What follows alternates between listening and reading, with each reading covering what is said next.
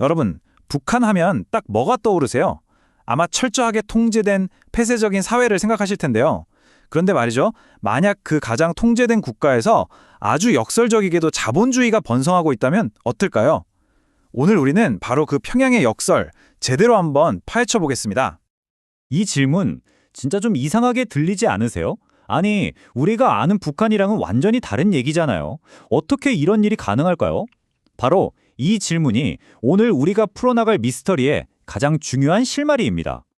평양의 경제는요, 사실 두 개의 얼굴을 가지고 있어요. 겉으로 보기엔 국가가 모든 걸 계획하는 것 같지만 그 뒤에서는 돈주라고 불리는 사실상의 자본가들, 그리고 장마당이라는 비공식 시장이 아주 활발하게 돌아가고 있는 거죠.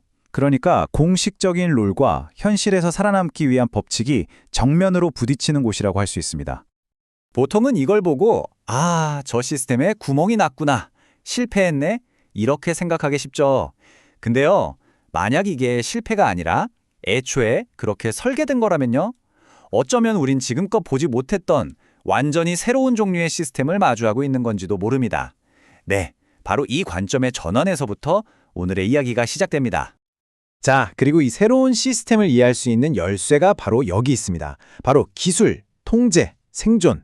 이걸 줄여서 TCS 프레임워크라고 부르는데요. 오늘 이야기의 핵심 개념이라고 할 수 있죠. 이게 그냥 책상에 앉아서 만든 그런 이론이 아니에요. 곽인옥 교수님이 무려 10년이 넘는 시간 동안 평양의 경제가 돌아가는 걸 현장에서 직접 보면서 만들어낸 정말 살아 숨쉬는 총찰인 거죠. 그러니까 더 의미가 깊을 수밖에 없고요. 자, 그럼 이 TCS 프레임워크 도대체 뭔지 하나씩 한번 뜯어볼까요? 먼저 첫 번째 T. 네, 바로 기술입니다. 우리가 보통 북한의 기술이라고 하면 감시, 억압 이런 걸 떠올리잖아요. 근데 이 프레임워크에서는 좀 다르게 봐요. 기술을 국가의 확장된 감각기관, 그러니까 눈과 귀 같은 거라고 보는 거죠.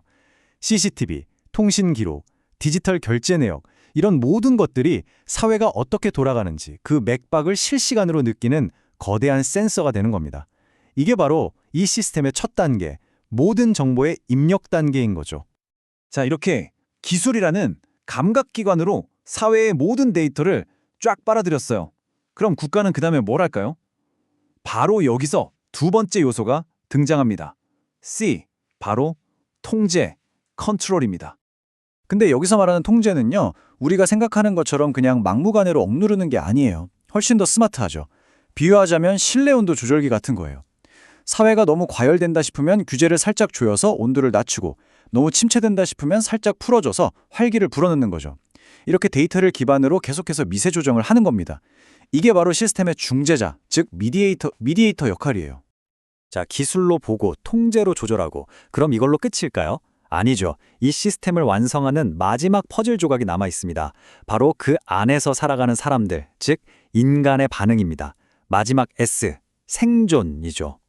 사람들이란 게 그냥 가만히 당하고만 있지는 않잖아요. 통제가 들어오면 어떻게든 그 틈새를 파고들어서 살아남을 방법을 정말 기가 막히게 찾아냅니다. 바로 이게 시스템에 다시 입력되는 피드백이 되는 거예요. 그러니까 사람들의 이런 놀라운 생존 본능이 오히려 이 시스템을 멈추지 않고 계속해서 진화하게 만드는 동력이 되는 거죠. 정말 아이러니하죠? 자, 이제 이 세 가지가 어떻게 맞물려 돌아가는지 한번 볼까요? 먼저 국가가 기술로 시장과 사람들을 감시합니다. 그럼 사람들은 통제를 피할 새로운 생존 S 전략을 만들어내죠. 그럼 국가는 또 뭘 할까요? 그 새로운 생존 전략을 또다시 데이터로 수집해서 감시하고 통제합니다. 기술, 통제, 생존, 그리고 다시 기술로 이어지는. 이게 바로 끝없이 돌아가는 TCS의 순환고리인 겁니다. 이건 뭐랄까, 멈춰있는 기계가 아니라 계속해서 진화하는 생물 같아요. 이게 바로 평양에서 매일같이 벌어지는 현실판 톰과제리라고 할 수 있습니다. 예를 들어 볼까요? 국가가 디지털 결제를 감시하면 사람들은 현금이나 다른 비공식적인 방법으로 거래를 합니다. CCTV로 시장을 감시한다고요? 그럼 밤에 혹은 집 같은 사적인 공간에서 몰래 거래하죠. 한쪽의 구멍을 막으면 다른 한쪽은 기어이 새로운 구멍을 뚫어내는 정말 끝나지 않을 것 같은 쫓고 쫓기는 게임인 셈입니다. 자, 그런데요. 이 쫓고 쫓기는 게임이 과연 평양만의 이야기일까요? 어쩌면 우리가 지금 보고 있는 이 모습이 북한을 넘어서 21세기형 권위주의가 나아갈 방향, 그 미래를 보여주는 것일지도 모릅니다. 이제부터는 시야를 전 세계로 한번 넓혀보겠습니다. 핵심적인 차이는 바로 이겁니다. 옛날 방식의 권위주의는 뭐랄까 총과 칼 같은 물리적인 힘으로 사람들을 억압했죠. 정보도 그냥 막아버렸고요. 하지만 지금의 디지털 권위주의는 다릅니다. 데이터를 수집하고 그걸 바탕으로 사람들을 미세하게 조정하고 정보의 흐름 자체를 관리하는 방식으로 바뀌고 있는 거죠. 그러니까 억압의 시대에서 관리의 시대로 통치의 패러다임 자체가 완전히 바뀌고 있다는 뜻입니다. 그래서 이 TCS 모델이 북한 분석에만 쓰이는 게 아니에요. 중국이나 러시아처럼 디지털 통제 시스템을 활용하는 다른 여러 나라들을 이해하는 데에도 아주 유용한 틀이 될 수 있습니다. 그 나라가 어떻게 데이터를 모으고 T, 그걸로 어떻게 사회를 통제하며 C, 또 시민들은 거기에 어떻게 적응하고 생존해 나가는지 S를 분석할 수 있는 아주 강력한 렌즈를 제공해 주는 거죠. 바로 이 지점이 우리가 정말 주목해야 할 어쩌면 가장 무서운 변화일지도 모릅니다. 이제 이들의 목표는 단순히 사람들을 억누르는 게 아니에요. 그게 아니라 사회 전체를 하나의 거대하고 복잡한 시스템으로 보고 그것을 가장 효율적으로 관리하려는 겁니다. 마치 게임 캐릭터의 능력치를 관리하듯이 말이죠.